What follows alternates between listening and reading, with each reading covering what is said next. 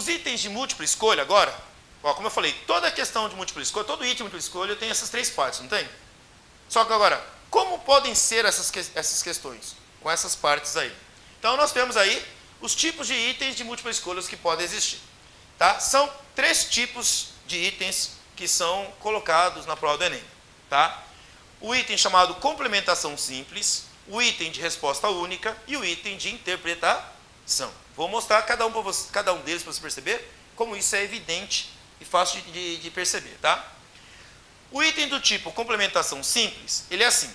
Ele consiste de um enunciado, que é aquela segunda parte, né, do item, que deve ser redigido, quer dizer, a redação dele, em forma de frase incompleta. O que é a frase incompleta? Ela para, certo? Num determinado momento.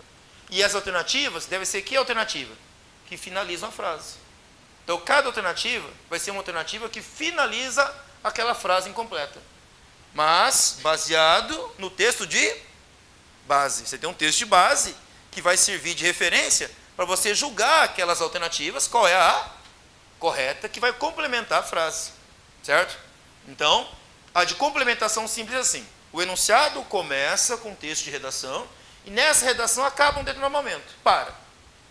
E aí, as alternativas são a continuação daquele texto. Qual é a correta? É aquela que vai se basear melhor no texto, que vai estar concordando, certo, com o texto de base. Tá? Vou dar um exemplo aqui, só para acabar essa parte aqui. A questão 53 mostra aqui. Ó. Embora um conceito fundamental para a biologia, o termo evolução pode adquirir significados diferentes no senso comum. Quer dizer, no pensamento do cotidiano. A ideia que a espécie humana é o ápice do processo evolutivo é amplamente difundida, mas não é compartilhada por muitos cientistas. Para esses cientistas, tá, que pensam de maneira diferente do senso comum, a compreensão do processo citado baseia-se na ideia de que os seres vivos ao longo do tempo passam por... A frase acabou, não acabou? Aí eu tenho várias possibilidades de complementação. Tá? Letra A, modificação das características, incremento do tamanho corporal, complexificação dos seus sistemas, melhoria de processos e estruturas e especialização para uma determinada finalidade. Agora, dentro do conceito que nós temos de evolução cientificamente, qual é a alternativa que fecha a frase aqui? A letra A, certo? Passam por modificação de características. Tá? A evolução, ela trata exatamente das características que nós temos ali entre todos os seres. Entendeu o que é uma ideia, um item de complementação simples? Tá? O outro tipo, como eu falei a vocês, é de resposta única. O enunciado deve ser redigido em forma de pergunta. Então você vai olhar no final do enunciado, é uma pergunta, vai ter um ponto de interrogação mesmo. Tá? E as alternativas devem responder a essa pergunta. Tá? Aqui, ó. Uma proposta de dispositivo capaz de indicar a qualidade da gasolina vendida em postos e, consequentemente, evitar fraudes, poderia utilizar o conceito de refração luminosa. Nesse sentido, a gasolina não adulterada na temperatura ambiente apresenta razão entre os senos dos raios incidentes refratados igual a 1,4. Desse modo, fazendo incidir o feixe de luz proveniente do ar, com ângulo fixo e maior que zero, qualquer modificação no ângulo do feixe refratado indicará a adulteração do combustível. Quer dizer, se existe uma relação fixa, qualquer mudança vai ser uma alteração, né? Em uma fiscalização rotineira, o teste apresentou o valor de 1,9. Qual foi o comportamento do raio refratado? Vocês notaram que ele acabou com uma pergunta? Então só vai ter uma resposta, certo? Não há uma possibilidade de resposta, apenas uma. Tá? Mudou de sentido, sofreu deflexão total, atingiu o valor do ângulo limite, direcionou-se para a superfície de separação ou aproximou-se da normal superfície de separação? Opa, para eu conseguir chegar a essa alternativa e saber que ela é correta, eu tenho que saber o que acontece com a luz quando ela passa para o meio mais refringente, de um índice de refração maior. Ele se aproxima da linha normal. Isso é lá na minha competência e habilidade que eu tenho que julgar isso. Certo? O texto não responde isso. Tá? Mas é dentro da tua habilidade, da tua competência, do teu objeto de conhecimento que você vai julgar a alternativa aí como correta. Tá? Mas foi claro, uma pergunta, uma resposta. Tá? E a última, a questão o item de interpretação. É formulada a partir de uma situação estímulo que compõe o enunciado. A situação estímulo faz parte do problema e, a partir dela, o estudante organiza as ideias, dados ou informações para resolvê-los. Portanto, o estudante utiliza as informações contidas na situação estímulo para resolver o item. São exemplos de situação estímulo: um texto, certo? Um caso, uma situação de caso, uma tabela, um quadro, um diagrama, um gráfico, uma figura, um mapa ou uma ilustração, que devem ser extraídos de fontes fidedignas, quer dizer, tem que ter ali a fonte que deu origem a essa informação, com as devidas referências. Tá? Por exemplo, olha essa questão aqui, ó, questão 88 do último Enem. Tá? Um professor utiliza essa história em quadrinhos para discutir com estudantes o movimento de satélites. Nesse sentido, pede a eles que analisem o movimento do coelhinho, considerando o modo da velocidade constante. Um texto, Maurício Souza, certo? Ok? Está ali, ó, a fonte, ó, certo? Foi uma revista do Cebolinha, né? Número 240, publicada em junho de 2006. Qualquer pessoa que tenha dúvida se esse texto existiu, é só olhar a edição de junho de 2006, certo? Tá lá, a Mônica jogando o coelhinho, né? Não acerta o Cebolinha, ele fica todo feliz, tirando sarro dele, né? Zoando ela, né? Certo? E o que está acontecendo com o coelhinho ali no terceiro quadradinho? Está dando a volta à Terra, né? E aí passa por ela, até ela é surpresa, né? Você sabe que a Mônica é fortuna, né? Certo? No final, o que acontece? Acerta ele, né? Certo? Tá? Desprezando a existência de forças dissipativas, como a resistência do ar, coisas assim, o atrito, né? O vetor aceleração tangencial, que muda a direção e que muda a velocidade do coelhinho, que a tangencial é tangente à curva. No terceiro quadrinho, aí que é esse, é nulo. Resposta direta aqui. Mas, para eu compreender que é nulo, significa o quê? Que o coelhinho está fazendo uma trajetória circular. E quando ele faz uma trajetória circular, a única aceleração que existe sobre ele é uma aceleração chamada aceleração centrípeta, que puxa em direção aonde? Ao centro. A aceleração tangencial ela é perpendicular. Ela faria o coelhinho andar cada vez mais rápido, certo? Ou cada vez mais devagar. Como ele disse, para desprezar forças dissipativas, não acontece isso. Então, a única aceleração que atua é a centrípeta. A tangencial, então, deve ser nula. Tá? Aí nós temos outras respostas que devem ser julgadas como erradas nessa questão. Tá?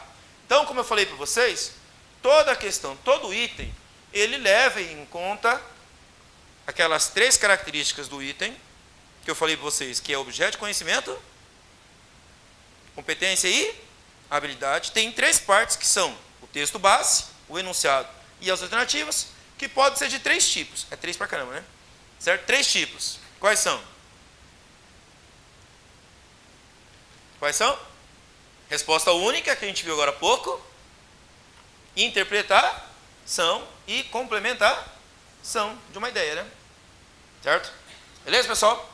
Então, as habilidades e matrizes de referência das diferentes áreas são materializadas nos itens que compõem os instrumentos de avaliação. Os itens apresentam, então, uma redação que indica três elementos ou componentes do item: operação cognitiva, o objeto de conhecimento e o contexto.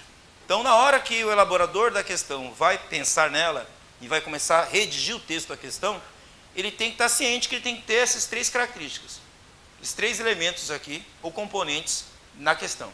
Tá? O que é a operação cognitiva? Ele deve traduzir as ações requeridas ao respondente, quer dizer, a pessoa que vai responder, para que ele resolva a situação problema proposta pelo item. A operação cognitiva deve, então, explicitar o que foi realizado em termos cognitivos, da ordem do pensamento, considerando o uso do conhecimento efetivado pelo participante por meio da demonstração de sua autonomia de julgamento e de ação, de atitudes, valores e procedimentos, diante da situação problema, que se aproxime o máximo possível das condições reais do convívio social e de trabalho individual e coletivo. Quando eu falo aqui a operação cognitiva, lembra aquela questão da Mônica jogando o coelhinho? Então, enquanto você está lendo sobre aquilo, enquanto você está vendo aquela ilustração, o que você está pensando sobre aquilo? Que conhecimentos você está usando? Que habilidades você está utilizando naquele momento para conseguir julgar aquilo lá?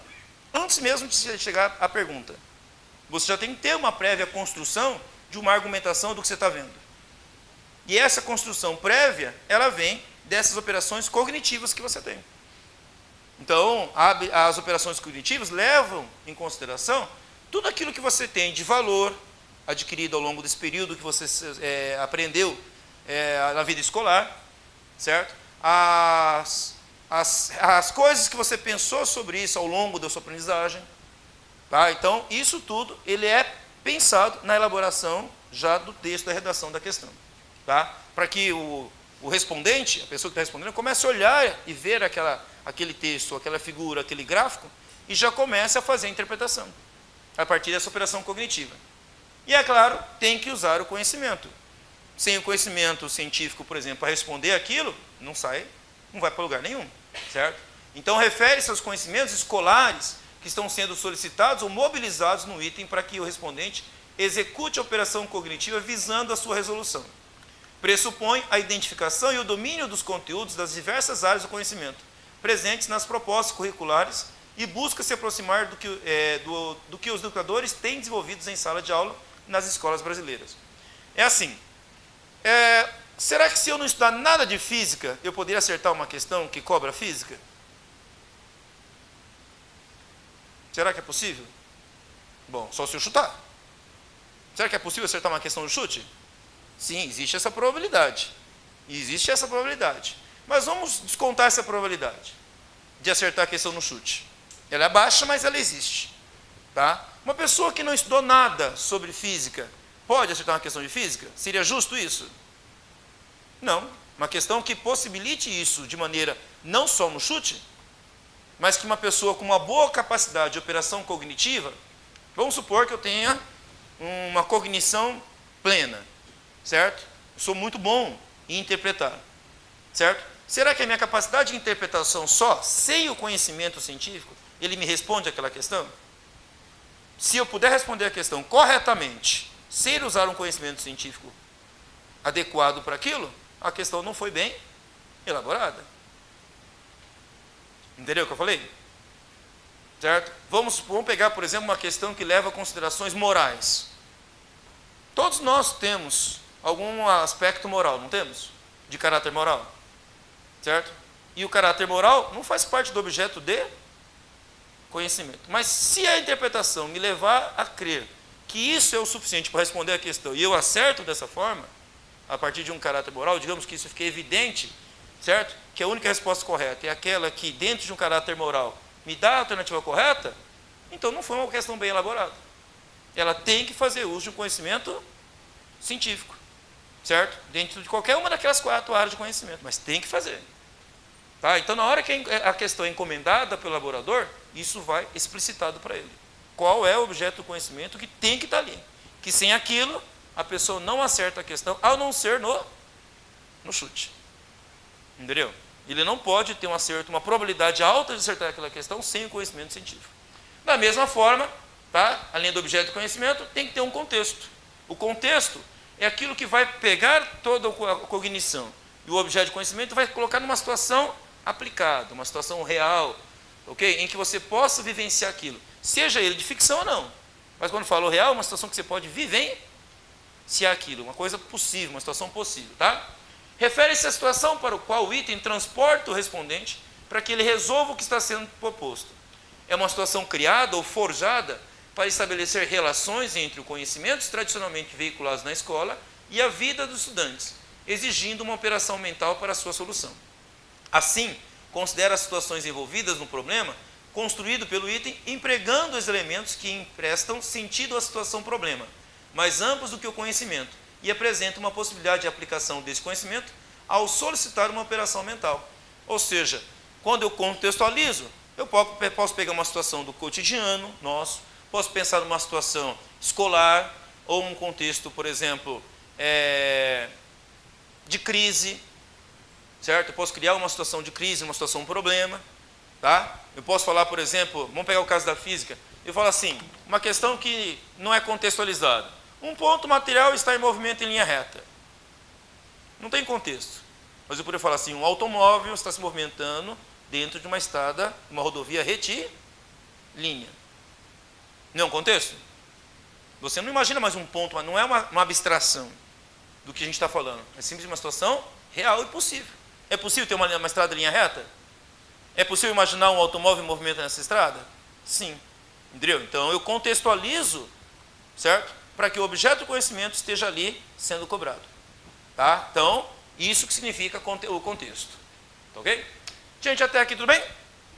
Então, todos os itens que fazem parte da prova são elaborados pensando nessas características, nos perfis de cada questão, não o perfil do respondente, mas o perfil da questão, em que tem ali aquilo que a gente falou lá atrás, né, que é objeto de conhecimento, está também como característica dele, mas também uma competência e uma habilidade.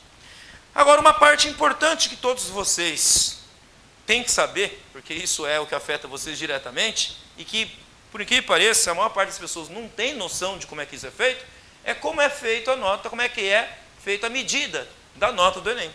Aquela pontuação que aparece no final. Certo? A maior parte das pessoas não tem ideia de como é que isso é feito. Tá? Então, eu vou explicar um pouco para vocês sobre isso. Não dá para explicar tudo, porque o assunto é muito complexo. Ele ultrapassa muito o que nós chamamos assim de contexto de ensino médio. Tá? Ele faz parte de um contexto já de pós-graduação, inclusive.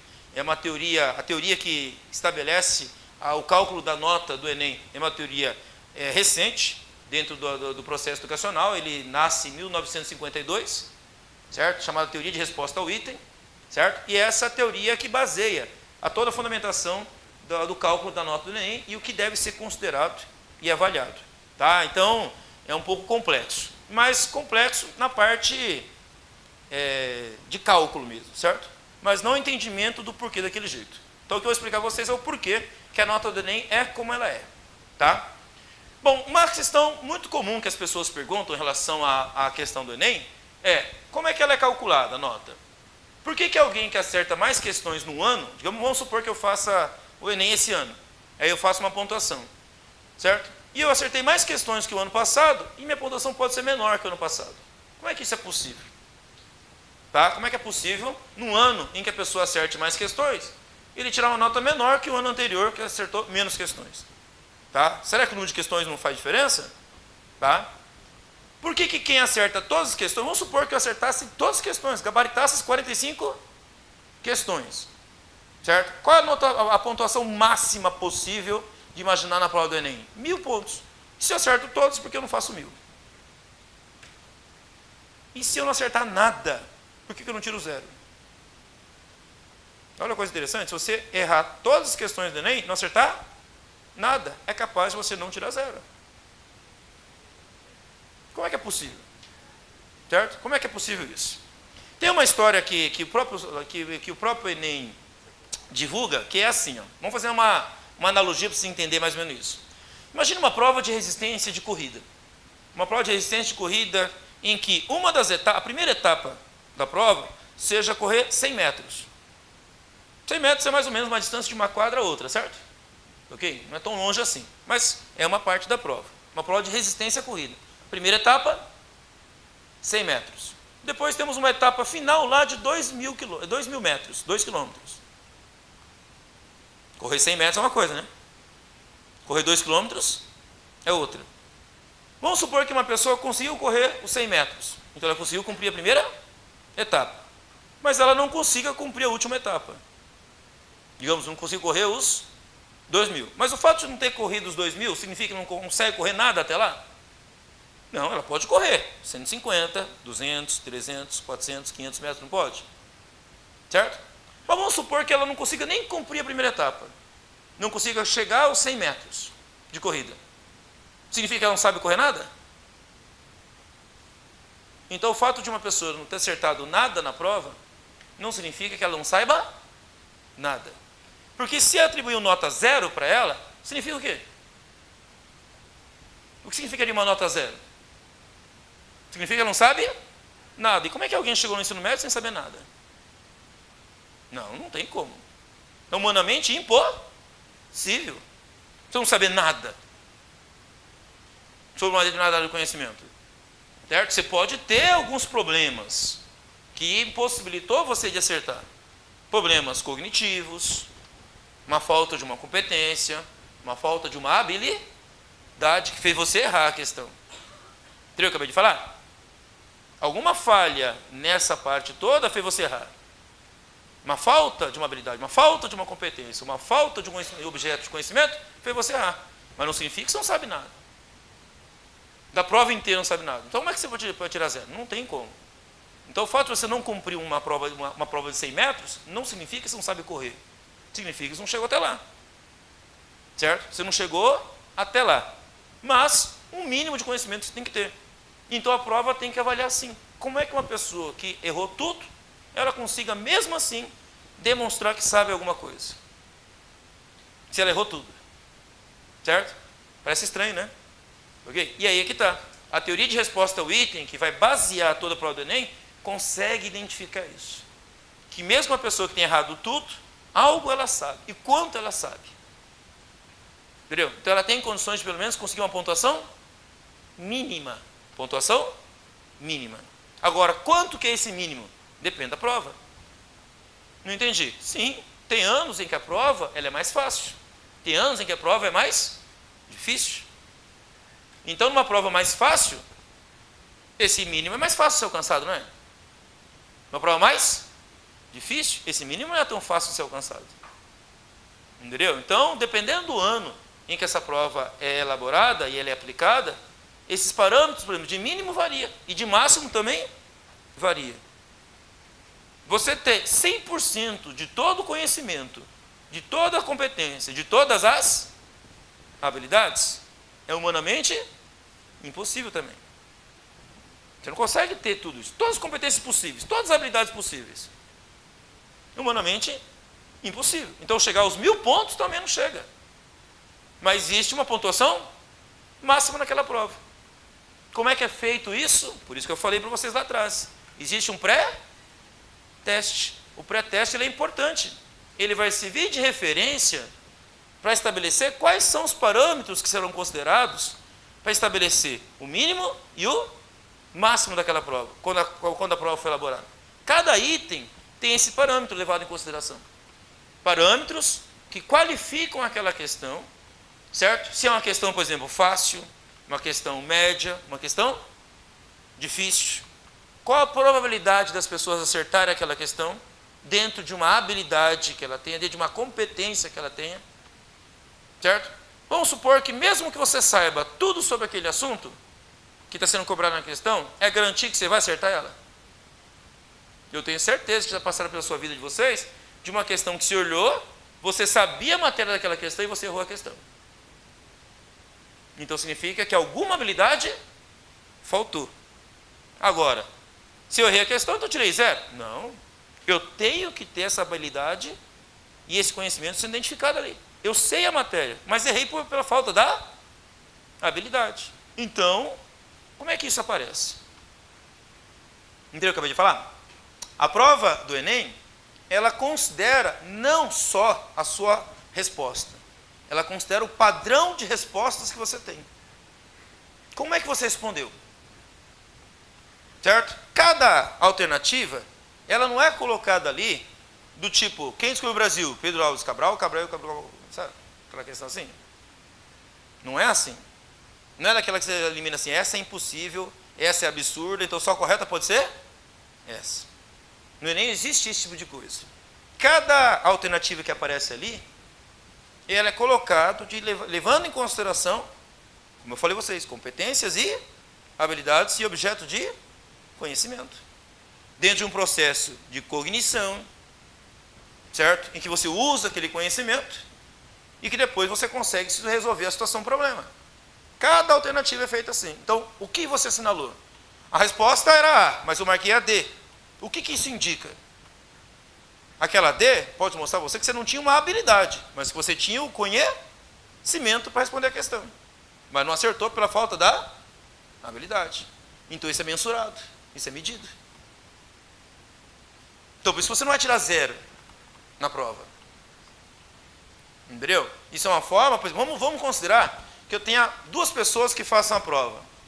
E as 2 pessoas acertam, por exemplo, lá 30 questões de uma prova lá tipo matemática e tecnologias, tá? 30 questões. 2 pessoas acertaram 30 questões. Elas vão fazer a mesma pontuação? Não. Por que não? Porque vai depender, primeiro, de quais itens cada uma acertou, de como foi o padrão dessas respostas que elas me assinalaram, quais elas erraram e como foi o padrão das respostas que elas assinalaram erradas.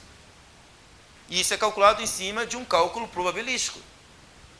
É estatístico o modelo matemático que eles trabalham em cima disso. E em cima disso, eles conseguem mensurar qual é a proficiência, ou seja, a capacidade que cada um teve ali sendo avaliado.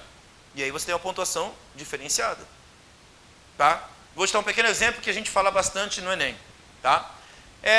Vamos imaginar que eu tenho ali algumas questões em que eu tenha fáceis, médias e difíceis. 6 questões. 2 fáceis, 2 médias e 2 difíceis. E eu comparo 2 participantes, um participante A e um participante B. O participante B, ele acertou uma média e tem 2 difíceis. O participante A acertou 2 fáceis e uma média. Mas errou todas as difíceis. Mas o participante B, que eu falei vocês, acertou uma média, as 2 difíceis, mas errou as 2 fáceis. Quem será que faz mais pontuação? Quem acertou os mais difíceis ou quem acertou os mais fáceis? Quem acertou os mais fáceis. Como? Existe uma coerência. Não entendi aqui uma coerência. Deixa eu pular aqui para vocês para um quadradinho. Vocês devem entender o que é coerência que eu estou falando para vocês. É assim. Tá?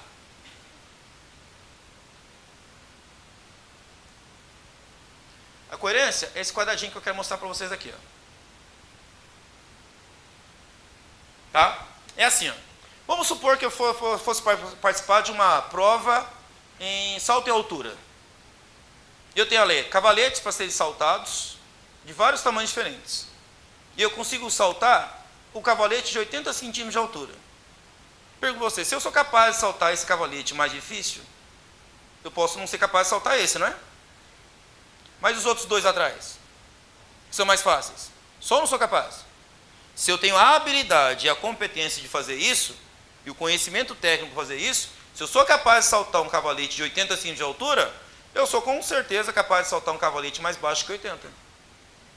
Então, para saltar esse, eu também tenho que saltar esse e esse aqui também. Da mesma forma, uma questão com dificuldades diferentes. Se eu sou capaz de acertar uma questão mais difícil, eu também tenho que ter a habilidade e a competência de acertar as questões mais fáceis, que envolvem uma mesma área de conhecimento. Porque se isso não acontece, eu posso acertar essa questão de que jeito? Se eu não fui capaz de acertar as questões mais fáceis, a questão mais difícil, o que eu posso ter feito para acertar essa questão? Um chute. Lembra que o chute pode acertar? Certo? Não que não vai contar a pontuação. Acertar uma questão por chute é pontuado. Mas não é pontuado da mesma forma que uma pessoa que consiga responder com coerência.